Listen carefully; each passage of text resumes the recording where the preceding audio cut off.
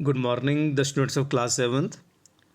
I hope you have already listened to my previous video in which your chapter, The Tiny Teacher, was explained line by line, and you would have also learned the vocabulary part of it very well. Now it's time to move on to the question answer portion. In this supplementary book, we are to solve the questions given in the comprehension check portion, as we were doing in the main book, the portion working with the text. Likewise, here we are to solve the questions given in the comprehension check portion. So now let's start. The question number 1 given there in your book is, the story of an ant's life sounds almost untrue. अब ये italics में लिखा हुआ है, तो इसका मतलब क्या है? ऑलमोस्ट अनट्रू क्यों लगती है हमें, कि ज़्यादातर वो झूठी सी क्यों लगती है? इसका क्या मतलब है कहने का? बुक में आपके आया है ना ये चीज़ कि लगभग अनट्रू लगती है, यानी कि लगभग झूठी सी लगती है। तो उसका मतलब क्या है कहने का? कि हाईली एग्जेगरेटेड है, बहुत बढ़ा चढ़ा के कही गई है स्टोरी एंड की, या too remarkable to be true, कि वो इतनी नोटिसेबल है, इतनी अच्छी है कि वो हमें सच्चाई लगती ही नहीं क्योंकि बहुत ज़्यादा अच्छी है, या थर्ड है नॉट बेस्ड ऑन फैक्ट्स, कि वो वाकई झूठ ही है, वो सच्ची बात है नहीं। तीनों में से कौन सी बात कहना चाहता है ऑथर ऑलमोस्ट अनट्रू कह के? ये आपका क्वेश्चन है। तो आपका आंसर बनेगा too remarkable to be true, कि वो इतनी रिमार्केबल है, इतनी नोटिसेबल है, इतनी अलग है कि वो सच लगती ही नहीं। ठीक है, मतलब वो झूठी नहीं है, वो सच्ची है, और हाईली एग्जीक्यूटेड भी नहीं है, ये भी नहीं है कि बहुत बढ़ा चढ़ा के कही हुई हो। तो दूसरा आपका ऑप्शन है too remarkable to be true, ये आपका आंसर बनेगा।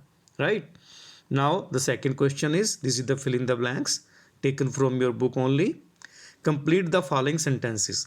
N ant is the smallest, you know this was there in your book, कि वो कैसी है, एंट कैसी होती है? स्मॉलेस्ट होती है। देखो नीचे आंसर दिया हुआ है, the ant is the smallest, the commonest but the wisest insect. तो ये यहाँ पे आपका आंसर आ जाएगा ब्लैंक्स में। Second, we know a number of facts about an ant's life because, हम एक चींटी के बारे में बहुत सारे फैक्ट्स जानते हैं। क्यों जानते हैं, कैसे जानते हैं? इसमें आया था ना कि कई लोग उसको एज ए पेट पाल लेते हैं और फिर उसकी एक्टिविटीज़ को बड़ा क्लोजली वॉच करते हैं।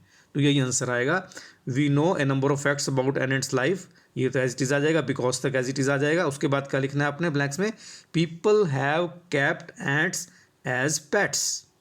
ओके, वो उसको एज ए पेट रखते हैं कुछ लोग, and have watched their daily behaviour closely, और उनका डेली बिहेवियर जो है, डेली वो क्या करती हैं, कैसे करती हैं, उसको बड़ा क्लोजली यानी पास से, नज़दीक से उसको देखते हैं, नोटिस करते हैं, इसलिए उनको पता है।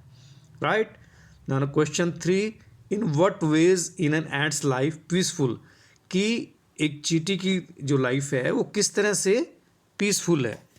Right, so you will write here, an ant's life is peaceful because they do their own work, वो अपना काम करती हैं, and never fight with other ants of the same group, और उसी ग्रुप की दूसरी ants के साथ वो लड़ाई नहीं करती हैं।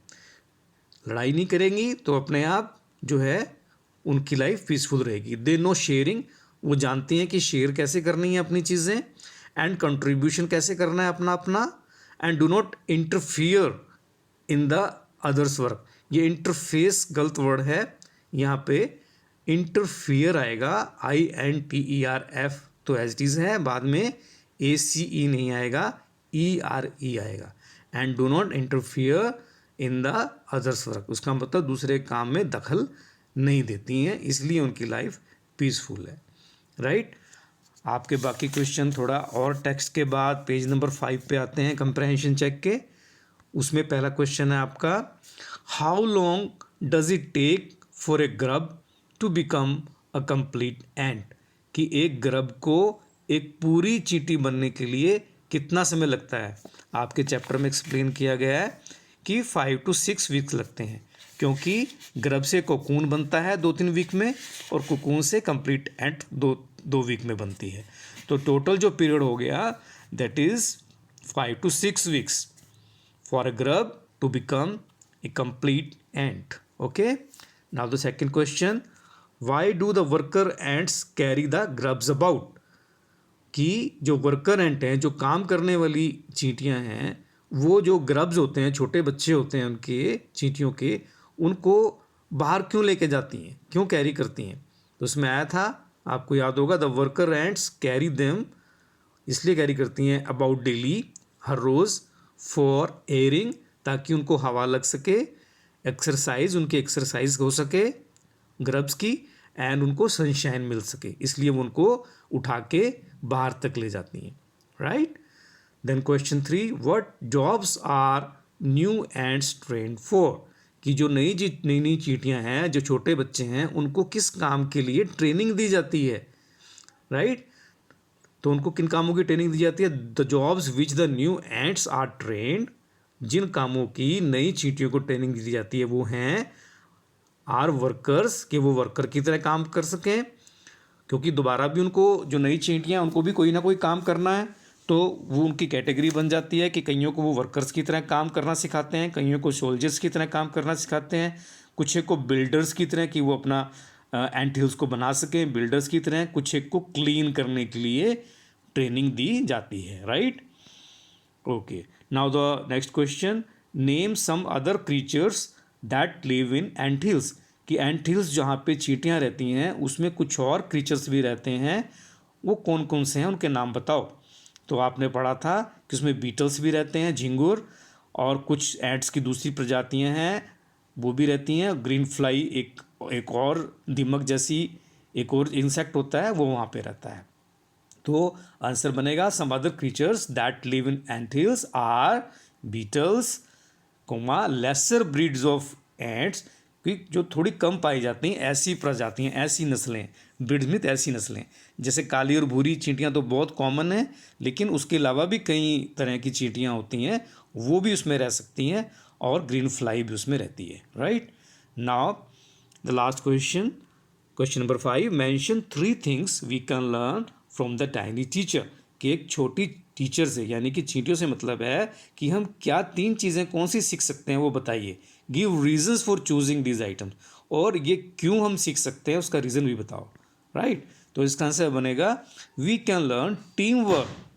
हम सबसे पहली बात है कि हम टीम वर्क सीख सकते हैं, कि as ants do their work by sharing and contribution without interference. It is not interface, it is interference. ऊपर इंटरफियर आया था, यहाँ पे इंटरफेरेंस आएगा, INTERFERENCE, without interference in the others' work. दूसरे के काम में हस्तक्षेप के बिना वो अपना काम शेयर करती हैं और अपना काम का कंट्रीब्यूशन देती हैं, टीम वर्क की तरह, ठीक है? दूसरा, we can learn hard work as ants spend their most of time in doing their respective jobs without hesitation.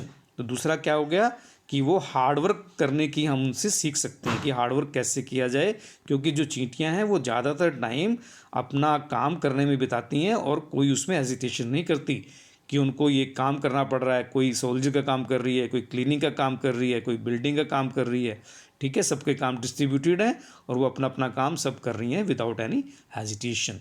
Okay, so the third thing है we can learn, that is discipline, के अनुशासन को नहीं तोड़ना, जो काम दिया गया है उसी में ध्यान देना है, किसी और काम में ध्यान नहीं देना है। As ants live in a discipline life, live a disciplined life and always follow the rules of their group and loyal towards it, right? तो डिसिप्लिन में रहती हैं, अपना काम डिसिप्लिन वाली ज़िंदगी जीती हैं, और जो रूल्स बनाए गए हैं ग्रुप के कि कौन क्या काम करेगा उसको वो करती हैं, और अपने ग्रुप के लिए लॉयल रहती हैं, यानी वफादार रहती हैं, राइट? तो आपने सिर्फ यहाँ तक करना है अपनी नोटबुक्स में। इसके आगे जो आपकी एक्सरसाइज है, ये डिस्कस द फॉलोइंग टॉपिक्स, ये आपने नहीं लिखना है, राइट? मैं आपको इसका लिंक भेज दूंगा जहाँ से आप अपनी कॉपी पेज को उतार सकते हैं। आप देखो, आपने इसको यहाँ से शुरू किया था, पेज नंबर 3 से, राइट? यहाँ से आपने शुरू करना है और आपने ये 5 क्वेश्चन आ गए यहाँ पे, यहाँ तक, यहाँ तक आपने इसको अपनी कॉपीज़ में लिखना है. That is your homework. Okay, thank you students.